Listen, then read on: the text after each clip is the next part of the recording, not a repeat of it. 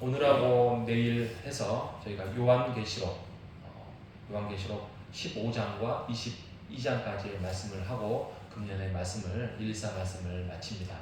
오늘은 요한계시록 15장과 15장에서부터 18장까지 함께 하는데 본문을 찾다가 오늘 새벽에 오늘 읽었던 말씀이 요한계시록 18장 11절하고 20절의 말씀입니다. 지금 이 내용이 비교되는 거거든요. 비교되는 겁니다. 땅의 상인들이 그를 위하여 울고 애통하는 것은 다시 그들의 상품을 사는 자가 없습니다. 이게 단순히 말하면 그냥 상인들이 물건을 팔아야 되는데 팔지 못하고 망한 거예요. 그래서 울고 애통하는 거예요. 심판이 임했을 때 굉장히 좀 단순하게 표현을 하고 있는 거잖아요. 상인들이 자기네들의 이제 먹고 사는 문제를 해결할 수 없고 인생의 멸망을 찾아오는 것에 대해서 슬프고 애곡하는 마음으로 울고 애통한다, 이렇게 표현을 하고 있고요. 반면에 20절 18장 20절에 보면 하늘과 성도들과 사도들과 선지자들아, 주의 백성들아 말이죠. 그로 말미암아 즐거워라. 예수 그리스도가 이 땅에 재림하여 오신 거에 대해서 즐거워하라. 하나님이 너희를 위하여 그에게 심판을 행하여 하셨습니다. 심판이 왔는데, 여기서 심판은 예수 그리스도의 오심이죠. 심판이 왔는데 우리는, 하나님의 백성은, 주의 백성은 즐거워하는 것이다 라고 말씀을 하고 있습니다. 이게 극명하게 차이를 보고 있어요. 자, 왜 그런가? 자, 15장으로 한번 돌아가 보겠습니다. 15장에 가면 지금 이제 요한계시록이 이게 좀 나누어서 분기마다 하다 보니까 우리가 이제 맥락이 이제 끊어져 있어서 그러는데, 요한계시록은 4장에서부터 22장까지가 장차 이루어질에 대해서 전개하고 있는 것입니다. 앞에는 이제 예수 그리스도가 이 땅에 오실 것이다. 그래서 너희들 7교회에 대해서 이야기를 말씀을 하고 있고요. 그 다음에 4장부터는 이제 장차 이루어질에 대해서 이야기를 하는데, 4장과 5장이 심판자에 대해서, 심판자가 예수 그리스도죠. 어떤 분인데 대해서 말씀을 하고 있고요. 그 다음에 6장과 18장까지가 대환란이 찾아옵니다. 대환란이 찾아오고 19장은 예수 그리스도의 재림과 20장은 천년왕국, 22장은 새하늘과 새 땅하면서 영원한 나라를 말씀하고 있는 것입니다. 창세기가 하나님의 계시의 역사의 시작이라고 한다면 요한계시록은 그 계시가 성취되는 책입니다. 그래서 계시라고 한다면 아포클립서 그래가지고 벗기는 것, 그리고 폭로하는 것, 이게 계시거든요. 그러니까 하나님의 말씀이 그동안 감추어지고 해서 지금까지는 선지자가 오고 또 예수님이 오시고 사도들이 와서 말씀을 선포하고 이게 완전하게 드러나지 않았는데, 이제는 예수 그리스도가 오심으로써의 완전히 폭로가 되고 완전히 벗겨지는 사건이 바로 예수 그리스도의 재림이라는 것입니다. 그래서 요한계시록에 중요한 7개가 있는데, 하나는 6장과 7장에 7봉인이 나와요. 7봉인. 계시가 딱딱 봉인됐어요.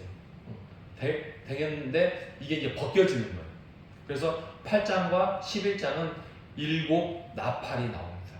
7 나팔이 나와서 천사들이 나팔 불고 이렇게 하면서 예수 그리스도의 재림을 이제 알리는 거고요.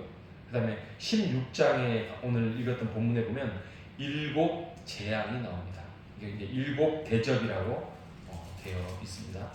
7 대접이 나와서 이제 천사들이 와서 이제 하나씩 이제 재앙을 붓는 내용을 말씀하고 있습니다.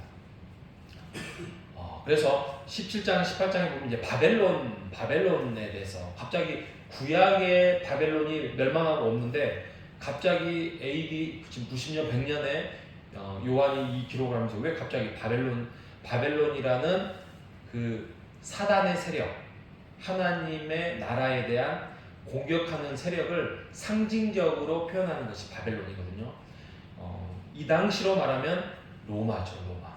이 로마가 많은 선지자를 죽이고 예루살렘을 멸망시키고 그렇게 하면서 복음을 전하는 자를 다 핍박했던 그런 자들에 대한 하나님의 임재, 하나님의 분노, 하나님의 심판에 대해서 이제 바벨론, 이 로마는 멸망할 것이다 라고 말씀을 하고 있습니다.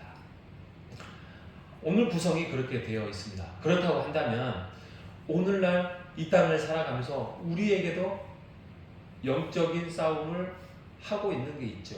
왜? 사단의 세력이 이 땅을 일부 우리를 유혹하고 넘어지게 하고 힘들게 하는 게 있거든요. 큰 바벨론이죠. 큰 바벨론. 자, 그럴 때에 우리는 어떤 자세를 취해야 되냐 이거죠. 솔직히 인간이라는 사람은 영적인 존재와 싸워서 이길 수 없습니다. 절대 이길 수 없습니다. 왜요? 영적인 존재하고 어떻게 우리가 이길 수 있겠습니까? 하지만 우리에게는 영원한 보호막이 있습니다. 그게 바로 우리 예수 그리스도의 하나님의 자녀가 되는 권세라는 것입니다. 그 어떤 자도, 그 어떤 세력도 영적인 존재조차도 우리를 함부로 우리를 어떻게 할 수 없습니다. 우리가 그 믿음과 신념과 확신을 가지고 이 땅을 살아가야 할 것입니다. 어떠한 영적인 세력도 우리를 힘들게 할 수 없습니다. 그럼에도 불구하고 그러면 우리에게 찾아오는 환난은 뭐냐? 고난은 뭐냐? 아픔은 뭐냐 이거죠. 잘 모르겠습니다. 왜 우리에게 인생에 이러한 고난과 힘듦과 어려움이 찾아온 거에 대해서 욥과 같은 마음입니다. 어찌하여 욥이 그렇게 고난을 당하고 있을 때 하나님께서 침묵을 하고 계시는지, 왜 그것을 내버려 두고 있는지는 우리도 계시를 통하여서 욥의 시대만큼은 아니어도 알고는 있더라도 왜 나에게 이러한 고난과 어려움이 찾아온지 알 수는 없습니다. 그런데요, 적어도 욥이 나중에 하나님을 만나고 난다면은 그 모든 문제의 해결을 받았다는 것을 우리는 욥기를 통하여서 알 수 있습니다.